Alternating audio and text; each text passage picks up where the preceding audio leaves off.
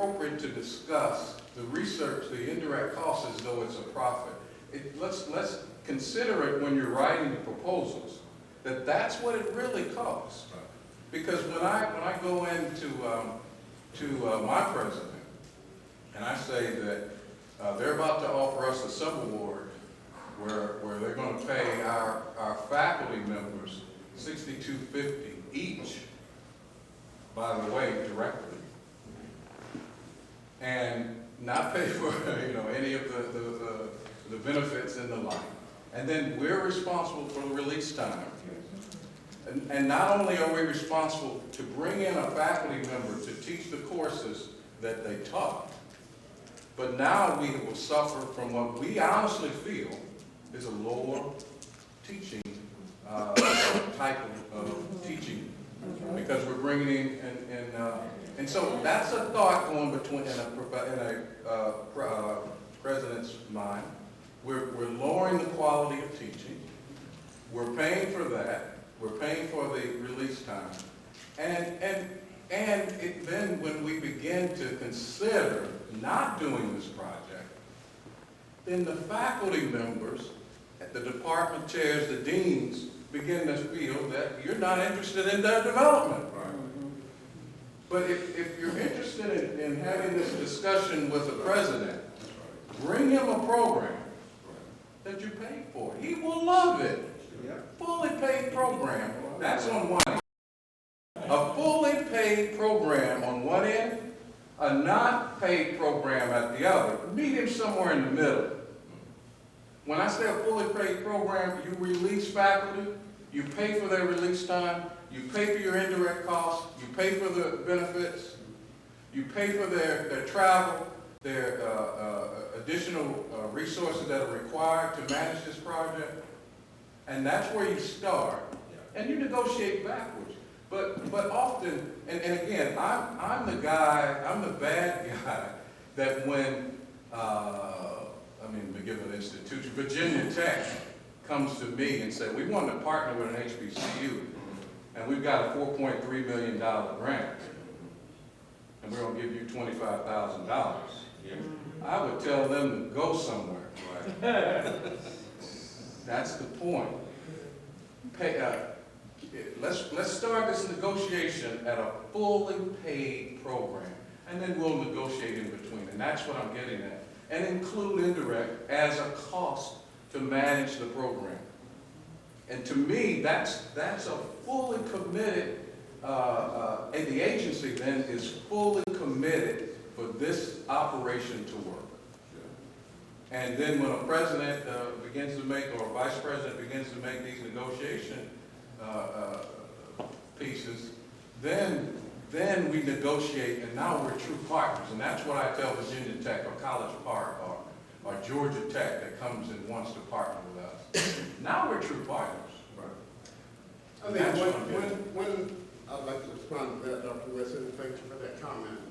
In terms of this project, and certainly all of your issues are noted, and we have our funding partners here in Niger, on the other side of the room, I'm sure we're listening to the comments, but one of the unique aspects of this program has to do with the mentorship component. So it's just not a project that's going to take from, in terms of the partnership, it's just not a project that is looking at a relationship to carry out research or a relationship to conduct some service program or some training program. It's a project designed to build the faculty scholars at that institution's research capacity. So to me, that's a very unique perspective in terms of capacity building. In terms of the monies that, once again, I go back to the overall pot of money, the $875,000. In terms of the money that we're devoted, that we need to devote toward the mentorship component, those funds are substantial. So, in other words, the mentorship work, the mentorship contribution has a cost as well. So the university is really gaining that cost of what the mentorship program is actually costing the RRTC.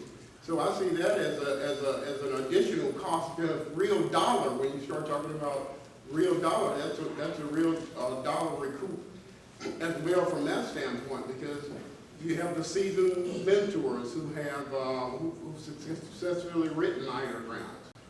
You have their time and effort, their fringe benefits that we're paying for, et cetera, et cetera. Their travel that we're investing in terms of meeting with the fellows at the rest. So it's a significant investment that we're making on the mentorship side as well, that's being devoted and directed toward the institutions that we're partnering with. And I think that's a substantial contribution as well. I think that's sort of being left out of the conversation in terms of what the mentorship component is really worth in terms of FTEs for mentors, et cetera, et cetera. And it's a contribution to the institution. So it's just not when you talked about Virginia Tech, and developing those relationships and the like, and what you would expect from Virginia Tech. Well, in this project, we're not only devoting that $25,000, but we're also devoting the cost for what all of these mentors cost the training center to actually devote to the institution, to work with the faculty and develop the faculty as well. I hear, but don't confuse my passion with frustration. I'm just suggesting that when a program is offered, that you begin at these two. We can meet in between. That's all I'm saying. I mean, I feel like Tupac. I'm trying to make a dollar out of 15 cents.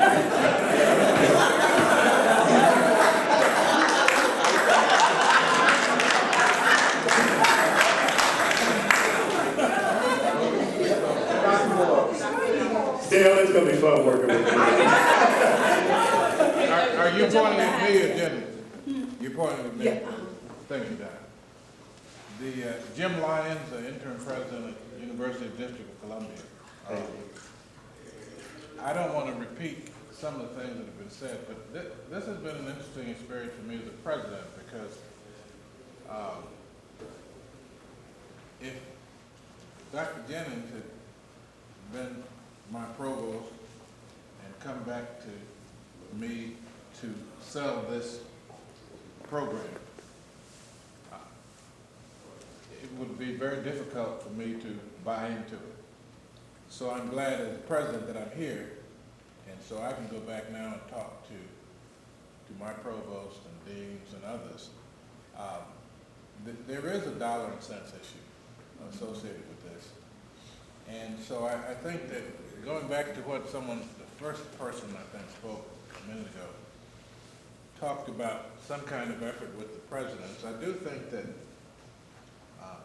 there ought to be some communication with the university presidents right away, talking about this opportunity and the issues that we're discussing this morning, because the faculty and staff members here, chairs and deans, are going to be challenged when they go back to the president and sell this. But I think, having sat here and looking at it, hearing the word investment and some other things, that helps me. But I encourage you to reach out. Not just the HBCU presidents. I've been an HSI president and an HBCU president 4 times. This is my 4th and final time. No, it's not. We're not going to let you go. But I don't think HSI presidents are any more on board than HBCU presidents for this. So if you're going to have an opportunity to pull folk aside and so forth, you need to involve HSI presidents as well.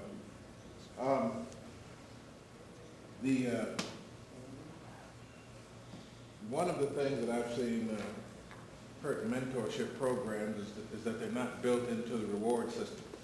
I've seen a couple of very nice opportunities flounder, one fail, because the mentors did not see any value in participating.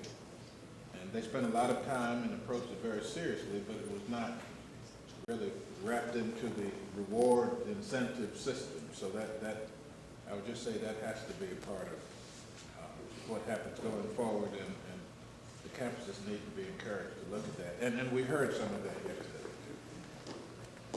And let me just amplify what Dr. Lyons just said, because what we also don't want to have happen is for the mentors to become frustrated. Because you often are going to have mentors who are coming from institutions where the infrastructure may be a bit stronger. They may have a few more resources. And so they're coming to an institution to work with a mentee who may spend the first 15 to 20 minutes talking about how frustrated they are that people here don't get it. Because, you know, and they don't really understand that. I mean, I was the executive vice president at Wake Forest University. It's night and completely day. The total difference.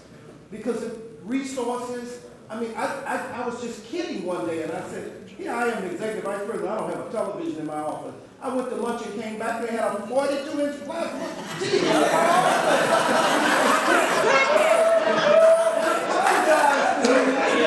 was just kidding. I don't have time to watch television.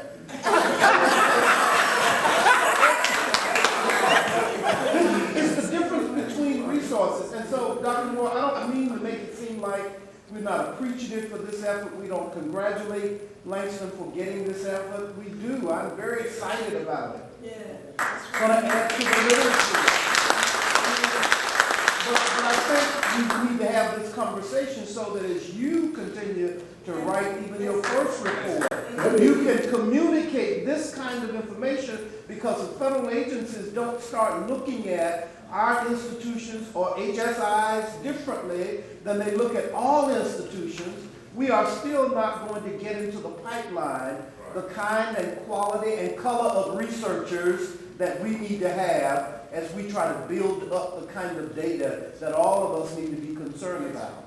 And there is, whether we want to admit it or not, there's a sensitivity that a minority researcher can do on minorities that is not going to be the same skew or the same data or write it up the same way that a non-minority would write it up. And therein lies why we need people on our campuses who understand and look at things from probably a closer perspective than do people who have not been working with that population. Just like I'm not going to probably write up the data on Caucasians as well as somebody else would do that, because I'm not white. Let me, I think that those are very, very salient comments that we've heard from Dr. Jennings and Dr. Myers and Dr. Wesson. But let me ask this, because thank you, Gene, for just letting me take over the mic on your presentation. I appreciate it. You know, somebody said I am a preacher. You all know how that works. Yeah, Mike, we'll talk. But I really do have some questions, and we've been doing this capacity building thing, as Dr. Moore mentioned, for a long time, and really hearing things that I know that will benefit Langston as well as NIDER in this conversation. Dr. Moore and his team, especially Dr. Washington and Ms. Muhammad, sent out this invitation to the presidents